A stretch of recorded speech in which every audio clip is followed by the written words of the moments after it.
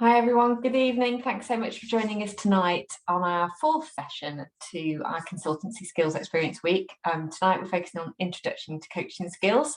Welcome to those of you that perhaps haven't taken part in the other sessions. If you've missed any of the sessions, they are available either on Facebook, within the Supermums group, which you should have a link to in your emails, and also within the daily emails we've also been given a link to a Vimeo folder.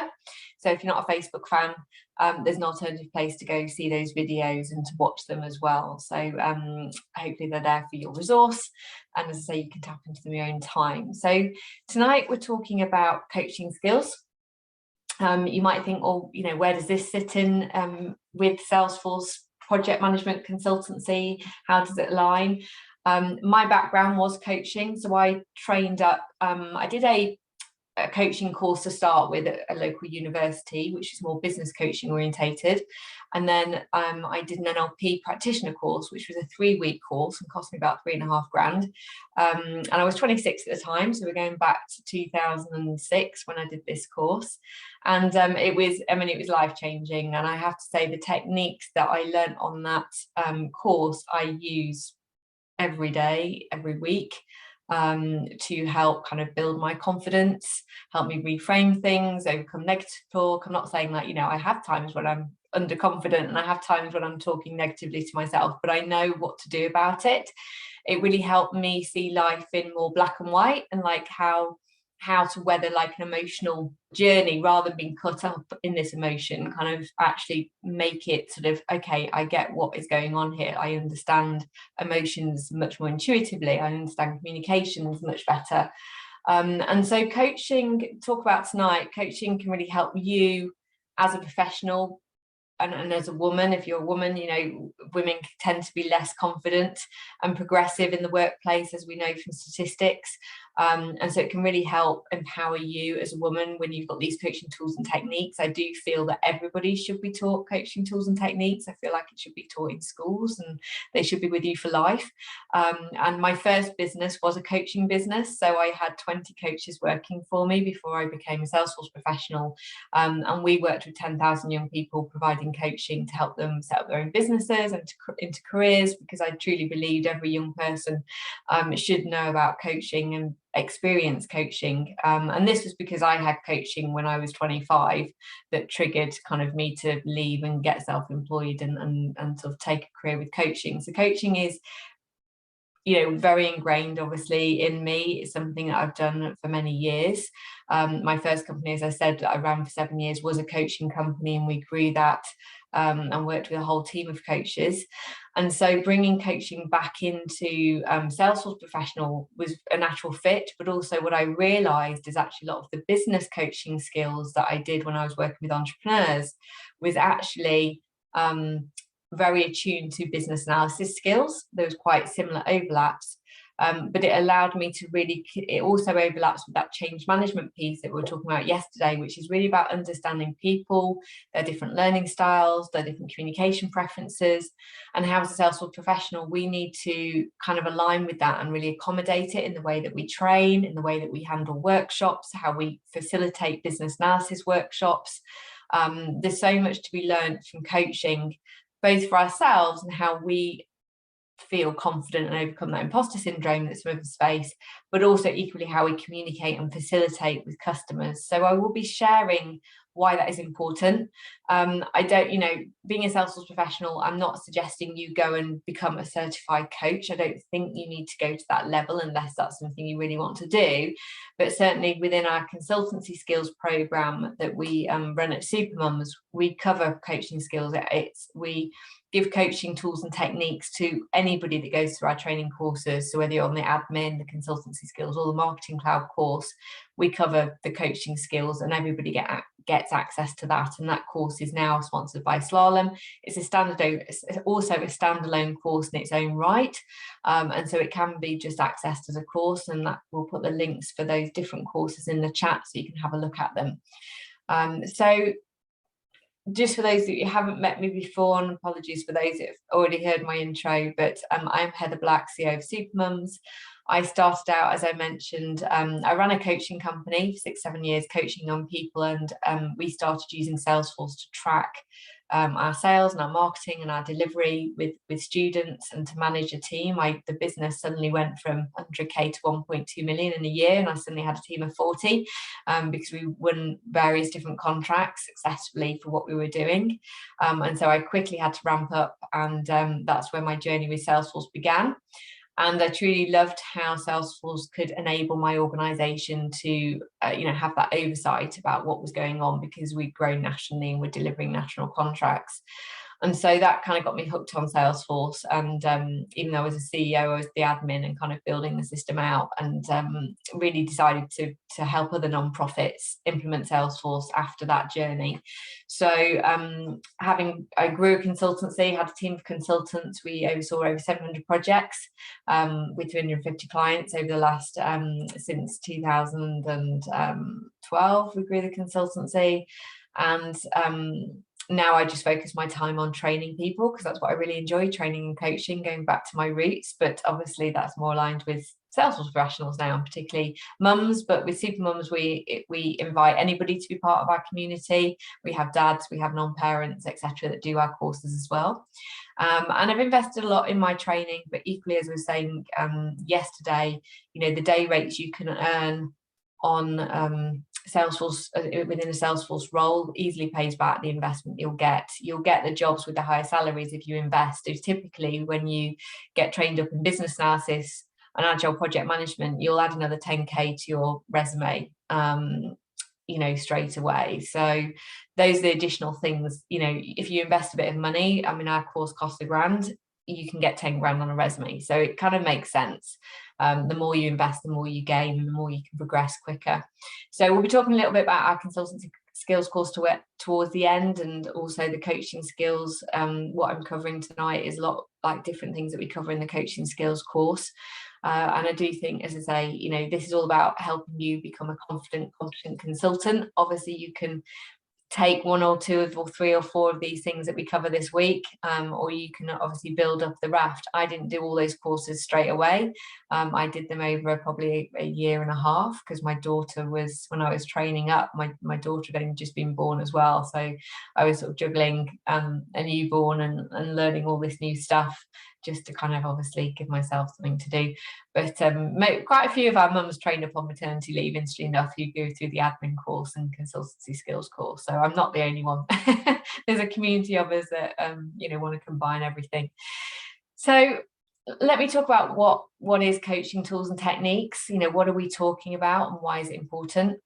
So the first point I've got on this slide is that it's about understanding yourself and achieving your goals.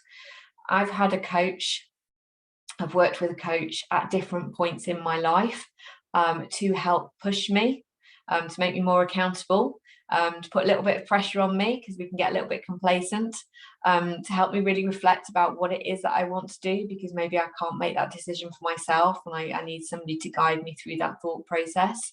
And they've all helped me in different ways at the points that I've needed. So if any of you feel stuck, overwhelmed, feel like you need a bit of motivational push, accountability, that's where coaching comes in. Like, it's a tremendous tool. You can do group coaching, you can do one-to-one coaching.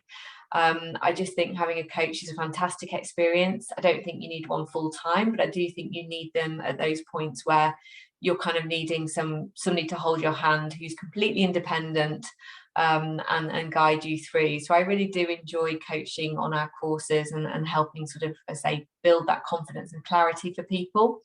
So with coaching, you can learn how to get clear on your goals. Quite a lot of the time I've had people revisit their values and think about what is important to them right now, do a wheel of life to reflect on how they feel about their life right now. And all of that helps distinguish your goals. The feedback from doing that exercise was really powerful for people. And once you've got clarity on your goals, then you feel much more confident and motivated, because you know where you're wanting to head, where you want to head and what you want out of life. And then you can sort of work towards, well, how do I achieve that? So that's the first area that coaching can be very powerful. And in a Salesforce project environment, you've got to get your clients really clear on their goals. So, look at how this compares to you as a person, but also how this is a useful tool to have in a Salesforce environment. It's really important you get people clear on what their goals are for a CRM project. And you would think that would be easy to do, but sometimes it's not. Sometimes you really have to facilitate that and tease it out of them. So some of the coaching exercises can be valuable for that process. The second is building rapport with others. So this is about learning how to understand different people's personalities, learning styles and motivations. And I touched on this in change management. Again, it's something that we do cover in the change management course, but there are different personalities. There are 4 different learning styles, and there are about 4 different motivational styles that you can adopt. And coaching tools and techniques allows you to understand that. And allows you to think through, what is our strategy for kind of building rapport with other people. I think it can be easy to seem like, yeah, I can build rapport with anybody because I'm chatty. That's building that rapport to build that sense of empowerment and motivation and excitement. Requires a little bit more of a thought and effort sometimes. And it might be that you're not kind of going, oh, what's that person? This is how I need to operate. But it's a sense of, if you're delivering a training course, you need to think about, I need to deliver this training, cover 4 different learning styles. So let me make sure I've got every different learning style covered, so I hit everybody in the room. Because the likelihood is you won't be able to know that Joe is this style and Bob is that style. But what you need to do is think about, in your approach, you are accommodating different styles. And in terms of motivational strategy, quite often that can be influenced by the organizational culture. So there are different ways of motivating people to use Salesforce. And so quite often I would speak to the client and say, look, these are the 4 different ways we could do it. Which fits in with your organizational culture? Like, is it more of a top-down approach? Like we make the processes, it's in their contracts, it's quite mandatory, which is a machine type organization. Or is it about giving people CPD hours and making sure that everybody's on top form? And one of the things that I was at a Salesforce workshop yesterday, one of the things that they're started doing at Salesforce, which was fascinating actually, is they've started giving a pack of trailhead modules to the CEO of big corporates. We're talking big corporates here. And then because the CEO is doing them, they're transcending those trailheads down to other team members. So this big bank they're working with has more trailhead rangers now than they do within Salesforce in the London office. And that was like amazing to hear and see that they're doing that. So that's their new strategy, is really kind of embedding trailhead and that's a motivational style, is kind of building that self-esteem, that Maslow hierarchy of needs, empowering people to learn. And by getting the CEO and sort of cascading it down, that's a really interesting approach. Now, that might not work for every organizational culture, but for some of those, it's obviously working.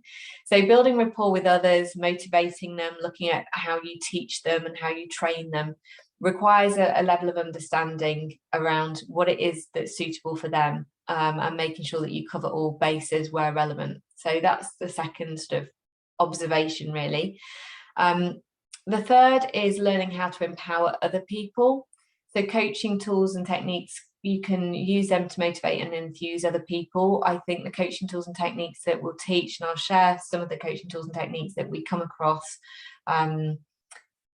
if you know about them, then obviously you can use them on your family, your friends, your partners, if you can get away with it. They start to be applied in other parts of your life, and you can share them with other people because, as I say, I think they're truly life-changing in terms of maintaining a very positive sort of state of mind and working towards that.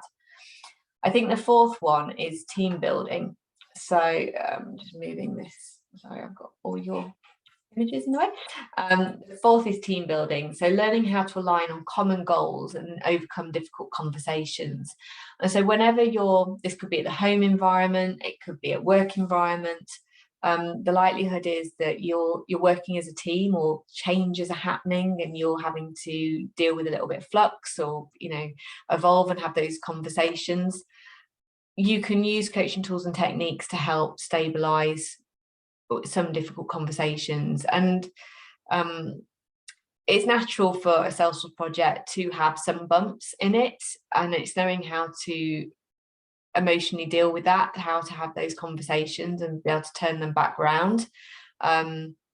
You know, and I've always managed to do that. You know, having been a CEO of a consultancy, I've had to deal with a few difficult conversations where projects quite haven't gone the way that you think. And pretty much always managed to, you know, turn those conversations around in a way that, you know, we achieve a common goal for working forward and a way of solving things.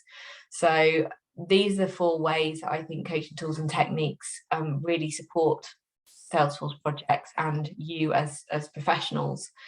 I think the problem is if you don't have these tools at your hand, and maybe, you know, you don't even know they exist or you're not using them, you might feel, and I know a lot of people have said on the polls this week that they do feel underconfident and they have low confidence, and that might be because they don't know certain things and knowledge, absolutely, but also there might just be that imposter syndrome there, that you learned some things but you're still feeling underconfident.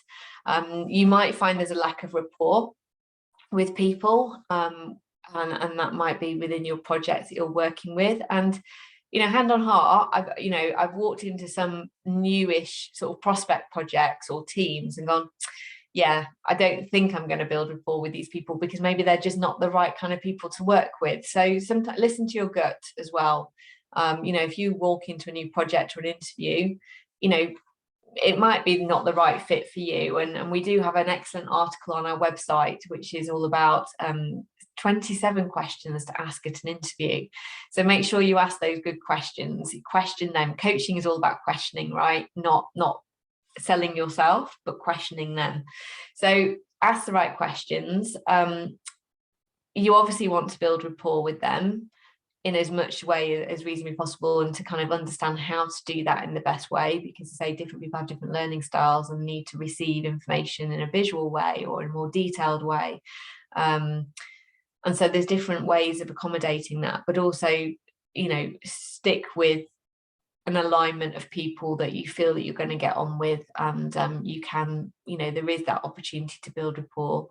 The other problem is if you can't build rapport, and there are people who you don't know how to engage people. And one of the reasons I did the change management course, and I felt, you know, well, how do I deal with people who are already unengaged before you get there, really? And coaching is a great tool to help turn people around. I mean, that's what it's used for. It's used for helping change mindsets, to help influence and sell. You know, NLP is used a lot in sales methodologies, for influencing and, say, getting sort of the positive outcomes with people to change their minds about stuff. So coaching can really help re-engage people, and the problem is if you don't know how to do that, you might still happen to have unengaged people, and the outcome of that is, you know, stakeholders aren't bought in, the team will fall out. If the team isn't getting on, you might end up with customer complaints and project failures coming through. So, you know, there are lots of reasons. I went through our 27 odd risks today in our consultancy skills course. You know, there's lots of risks that can happen, and the main thing is if you cover all the things that we've covered in this skills week and you apply all the disciplines, that's when your project's going to have the best chance of success, because you kind of mitigated a lot of the risks coming into any sort of new project. So some of the example NLP principles and coaching methodologies that we teach on the course, this is just some of them, is logical levels. And I'm going to give an example. Logical levels I really love as an exercise. It is a risk analysis one. It's very, very clever. Logical levels, any of these, as say, you can apply to your personal life, but also Salesforce projects in some way. So I'm going to give an example of logical levels. We've got learning styles. So I've talked about different learning styles. There's 4 different learning styles that you should accommodate within anything, actually, from your design workshops through to your training, thinking about how you deliver content and get people engaged. Goal setting is important for yourself, but also your clients. Positive reframing. I find this incredibly important. You know, if you've got negative voices in your head, which quite often we do, It's about reframing things that have happened and sort of turning a positive spin on everything. Similarly, if you've got clients who are quite negative, or their language is quite negative, you could do positive reframing with them and kind of make sure that everything is, you're talking in a positively way. So using power words and positive words is really important. Accountability is important. So having accountability with clients, making clients accountable to you definitely is a number one thing that I've seen. As we've tried different ways of doing this before, and coaching can help with that, making sure they take responsibility for things that they need to get done so projects run on time. Equally, accountability for yourself is very important. How do you make yourself accountable? We talked about building rapport, conversational reframing. That's similar to positive reframing, but it's about having more positive conversations and turning things into a positive outcome. Particularly, that's more for difficult conversations. Finding motivations to change. That talks about different ways to motivate people, particularly like those that aren't perhaps engaged or enthused about a Salesforce project. Again, it might be your own personal motivations to change.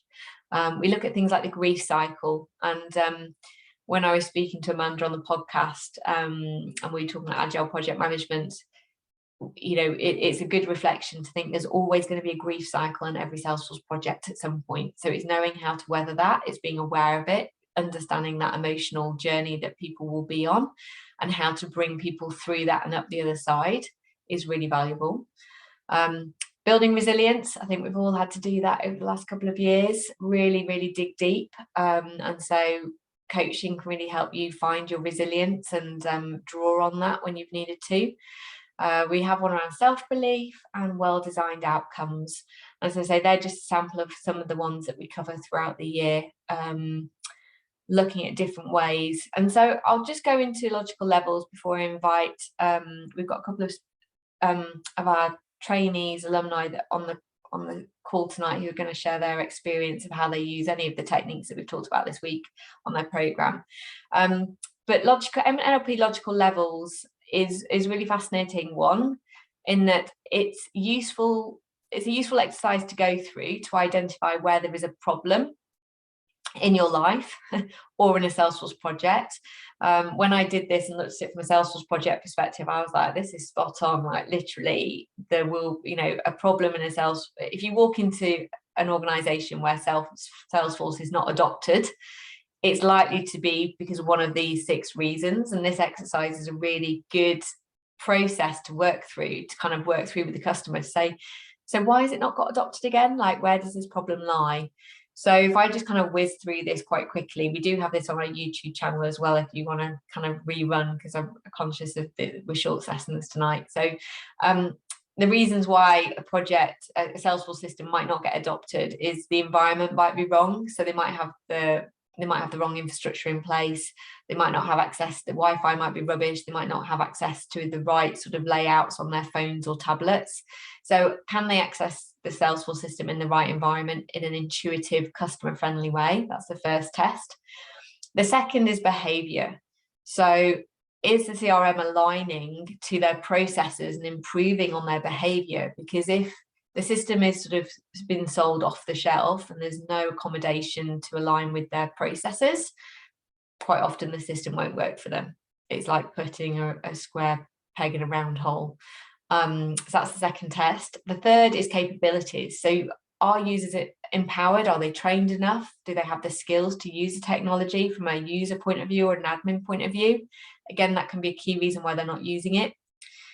Moving up, values and beliefs. So does the organization, do the teams and the individuals realize the benefit that Salesforce is having to them? Do they value what the system is bringing to them as an organization? If they don't, they probably won't use it. Next one up, identity, making the CRM at the heart of the organization. The CRM should be the beating heart, the thing you log into every day, that you can't live and survive without it. It should be like, I don't know, the key member of the family, right, that everybody loves. If the identity isn't there and it's that admin tool on the side that they find, I've got to put everything in Salesforce and it's an administrator tool, they won't use it. Top one, purpose, aligning with digital transformation. They want to be Salesforce recognized trailblazer customers, people that have transformed their organization using Salesforce, like they've achieved these amazing things. What's the purpose of implementing Salesforce? What is it? What difference is it going to make to their organization, to their customers, the impact they make? If there's no purpose, no bigger vision about how it's going to make a massive difference to their organization, they might not use it. And so I think this is a fascinating exercise to kind of run through. But it equally is, if you apply this in your life to a problem, it might help you find out where your problems lie. So it helps you come up with a success plan. So I hope that's given you a little bit of, an example about how NLP logical levels can work. I love that tool. It's really, really good. So just as a recap before we go on to the speakers, these are areas that coaching can help you with your career. So with coaching, it can help you overcome imposter syndrome, change those negative behaviors and patterns, boost your confidence and self-esteem, make you clear on your own unique selling points. It can give you soft skills as well as attributes to be successful. It will help you create your clear success plan with achievable goals. It can help you improve your communication style. And it helps you also understand your own learning style. So when you get stuck with something, you can think, actually, am I learning this in the right way that will suit me? So we go into a learning styles, and also we give out an exercise where you can find out what your learning style is. And then we've got, how can coaching help your Salesforce projects? So with coaching, it can help you understand emotional intelligence and how it impacts teams. And emotional intelligence was rated as one of the most in-demand skills by employers, according to a LinkedIn survey. And so coaching tools and techniques is a great thing to have on your CV and to apply to projects, because it's rated up there as high in demand. You can understand how to motivate people, how to engage people, how to get clients clear on their goals. You can influence and generate buy-in to achieve success. You can improve your methods of communication. You can make sure you're delivering a training and different learning styles to make sure everybody's on board with it and they're getting it, because if you deliver it in just one way and people don't adopt the system, that might be because your training isn't encompassing and accommodating everybody's different learning styles. And the final point here is maximizing user buy-in and adoption. Like, coaching can really help you do that. And so these are all the layers that I'd really sort of recommend, that sort of help you really. So that's a summary of it. I'm just going to do a quick poll now, as we've done every night. I have a poll here, assessment day 4, which is, how confident do you feel now as a Salesforce consultant? It'd be just interesting to see where you all are at after those of you who've been through the days with me. I always say you don't know what you don't know. Obviously, hopefully this week has sort of helped you unpack, well, where am I? What do I know and what don't I know? And what level of confidence do I have? It'd be really interesting to kind of just be able to gauge for yourself, because there isn't really that ranking, anywhere to say, oh, well, this is what I should have, this is what I should need to know. Nobody tells you all this other stuff. A lot of it is based around these Salesforce certifications, which is why I think looking at all these other disciplines is really valuable and important for people. So thank you. So 41, so low confidence is coming out 43%. So we really want to boost you guys. We want to teach you and get you there. And then we've got fairly confident as 21%. And 21% is good confidence. I'm good. I'm glad we've got some higher people there as well. So thank you for sharing that. And I say it's really important that we can get you to where you want to be. So before we have some of the guest speakers, we do have a consultancy skills course, which I have talked about this week. It starts on the 11th of Jan, and we've got a discount if you sign up before the 13th of December. You can book a call with our team to talk about it more on one-on-one. But the price is really good value for money, because we cover all the topics that we've talked about this week, plus we give you a certificate, so it's something you can add to your CV. So it's 1,200 in UK pounds or 1,600 in USA. But what we do is train you up in all the main kind of disciplines with on-demand training, but with a schedule of 8 hours a week over 3 months. We do weekly coaching calls, and there's also a one-to-one coaching session. And we give you a lot of the templates that you need and business analysis scripts, all the different clouds, as well as more generic scripts around CRM strategy, risk analysis, health check, non-functional requirements, all these things that you'd have to build from scratch to kind of make sure that you're ticking all the boxes and not forgetting about things. As I mentioned, we also have a separate coaching course. So if you don't want all of this, you could just do the coaching course, which is sponsored by Slalom. Our consultancy skills course is sponsored by Capado and Own Backup. And so you also cover DevOps, which we'll be talking about tomorrow. And we also have our business analysis level 4 qualification, which is free for learners who are already working in a job in England. It's an 18-month program. It's worth £18,000. So it's a really expensive, in-depth program. It's equivalent to the first year of a university degree. And we run this in partnership with Learning Curve and Salesforce. So that's another course that we offer. But obviously there's some restrictions around that because of funding. I'm going to hand over to Candy and Denise, who've kindly joined us, who've been through our programs, but also to just share what it's like where they work now. So Candy works for an end customer, and Denise is now working, she has worked at an end customer and now is working for Slalom as a consultant. So Candy, are you here? Yes, I am. Oh, awesome. I'll stop sharing and let you take full screen. Thanks so much for joining us. Do you want to share a little bit about what you're doing, what you gained from the course? Yes. At the moment, I'm actually, I recently accepted the position as a DevOps product owner for, I would say, like a global insurance company. It's Manulife. And in the US, it's John Hancock. But I am in the Canadian segment. I started my Salesforce journey way back, actually. I will be aging myself. This is back in 2006. I became, they call an accidental admin for Salesforce, not necessarily accidental admin within the work, but it was because of my resume, it said CRM. And at that time, Salesforce was quite new. And I think anywhere where you see CRM is like, oh, she must know what Salesforce is, but I didn't. I was trained as an admin, and I would say through those years, I've been, I could say, a really good admin. But then came a time when I realized, I would like to do other things within Salesforce. And when Trailhead came out, I'm seeing all the different skills, the different roles that a Salesforce admin can do. But because I would say I kind of pinholed myself in that position.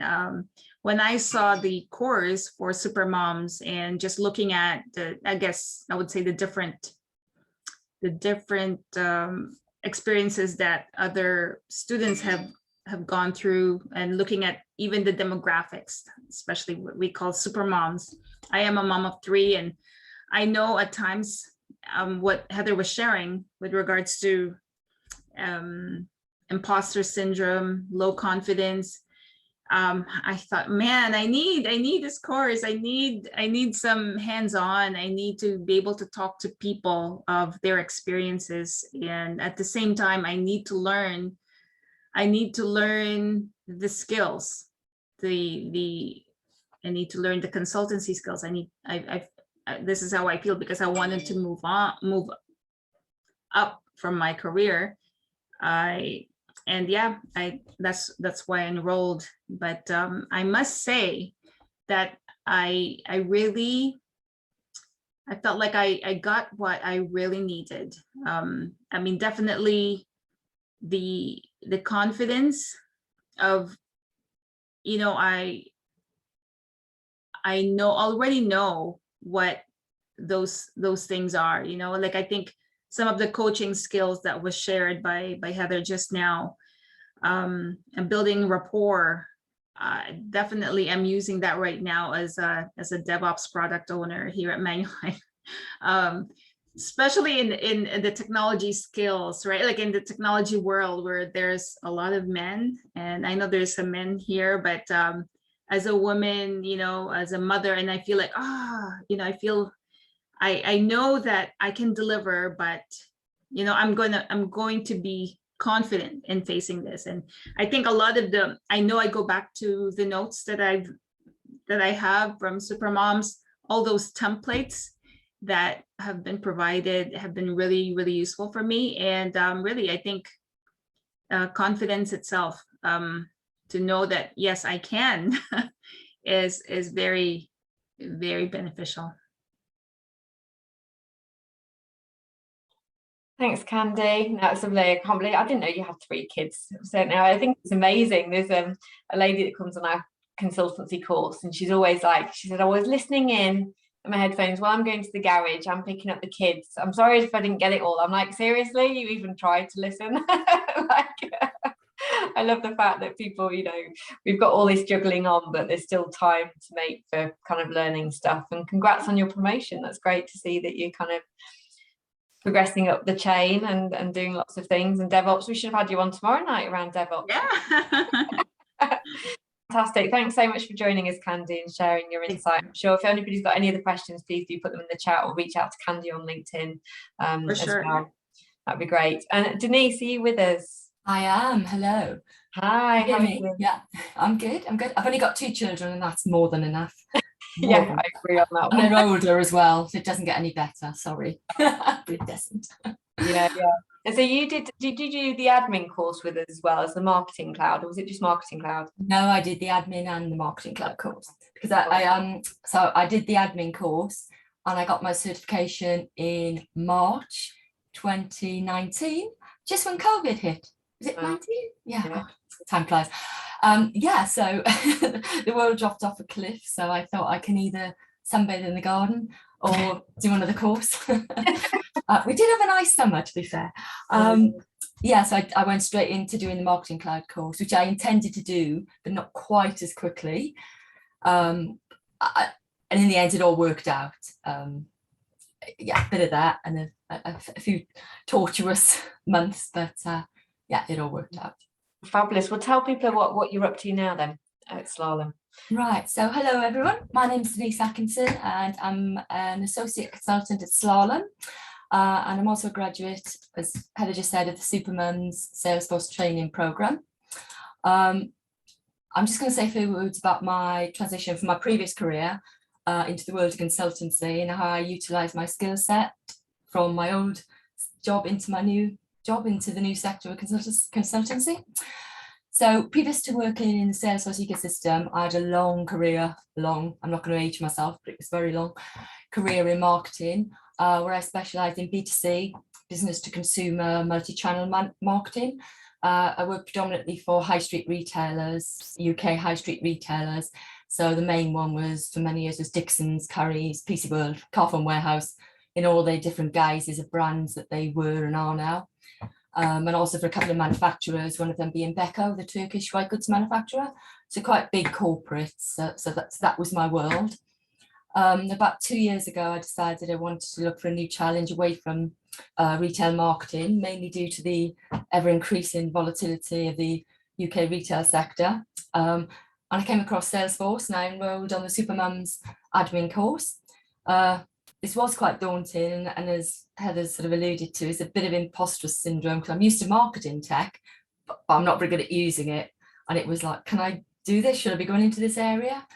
But I had a friend who actually works at Salesforce and she was really supportive. And she said, no, your skill sets are great for it. You've got that mindset. So I thought, okay, let's do it. But it is daunting when you're leaving somewhere you're very knowledgeable about, and you know, it's a big step going into the unknown. But what was good about the Supermoms course was it didn't just focus on getting the cert and kicking you out the door. It provided for me a mentor. So my mentor was there every week and on call when I needed him, and he was a great support, not just technically, but sort of emotionally. That sounds he was an emotional support as well. through the 12 weeks of the course. And also Heather did some coaching sessions in there as well. So it let us all take a step back and focus on ourselves and what was important, and also to look at the bigger picture of what we were trying to achieve. One of this area, I'll just pick on one area, which made me realise that I did have transferable skills that were valuable, but I didn't realise that, was when we did a part of the course on agile management. So I had no idea what agile management was, knew nothing about it. I wouldn't even say I knew what project management was. So when you talk about agile and sprints and scrums, you know, scrum to me is something that rugby players do. 8 of them form a pack and boom, you know, they play rugby. So if someone had asked me in an interview, do you know anything about agile or agile project management, I would have said, no, absolutely not. End of question. But sort of taking a step back and being on the course and with the coaching, I sort of understood that a lot of the skills I had, you know, I could run a multi-channel marketing, national marketing campaign in my sleep. But all the skills I was using to do that for many years were actually elements of agile project management. So it was about taking my past experience, I guess building on it, and then having the confidence, because as Heather said, you know, women especially are not very confident to go outside the comfort zones. And in an interview saying, actually, no, I've not got any agile experience, but what I do have is experience of running marketing campaigns, which actually is the same skills, same organizational techniques, and you go about it in the same way, and this is how you do it. And during my interview at Slalom, I've got 0 consultancy experience. I had a year's worth of Salesforce admin and marketing cloud experience, 0 consultancy experience. But that's sort of how I approached the interview, selling my skill set. And fortunately it worked because they gave me a job. And it's brilliant there, absolutely love it. So I now use agile project management on a daily basis. And while I've learned a few things, mainly the terminology, I now know what everything means in the proper sense of the word, not in the rugby sense of the word. I sort of fundamentally just use the skill set I already had. So it deep down, you know you've got that. But it's bringing it out and have the confidence to bringing it out without thinking people are going to laugh at you or just cut you down. So the 3 things I pass on from my experience was, so firstly, we all know more than we think we know, and especially not just in a work life, but in a personal life. You know, we juggle households, even booking a holiday, even doing the school concert, mustard coloured tights because they're a tree or whatever it is. You know, we do all that, we take all that in our stride, and it shouldn't be underestimated how many things we just juggle on a daily basis. And don't be intimidated by people and work and terminology. You know, now I just go in and I ask all the time. I ask something at least twice a day. And today somebody was asking me about marketing terms, which was really nice because it turned it all on its head. And they were saying, oh, what does double opt-out mean? I was going, haha, I know that. So I can help you. And I think the third one is just about spending time, taking a step back and getting to understand the knowledge and the skills you've got, and thinking how you can translate those into the world of consultancy, because I'd never really done that. You know, you go into an interview and you roll them off pat when you're in the same industry, because you know what that company, what that job is looking for. But it took quite a bit of thought about how I could sell that skill to a different industry. So that was well worth the investment in time. As I say, you know, get the consultancy lectures, sessions were part of the Supermums courses as well. So I think that's what set me on the road with that.